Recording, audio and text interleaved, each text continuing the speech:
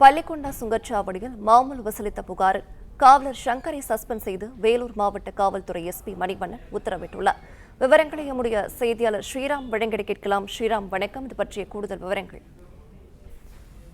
பள்ளிக்கொண்டா சுங்கச்சாவடி அமைக்கப்பட்டிருக்கிறது. சென்னை பெங்களூர் தேசிய நெடுஞ்சாலை பகுதியில் அமைக்கப்பட்டிருக்கக்கூடிய சட்ட ஒழுங்கு பிரச்சனை மற்றும் லாரிகளில் பொருட்கள் கடத்து பல்வேறு பொருட்கள் கடத்து புகாரின் அடிப்படையில் அந்த பகுதியில் வாகன தணிக்கைக்காக காவலர்கள் பணியமர்த்தப்படும், இரவு நேரங்களில் பணியமர்த்தப்படும்.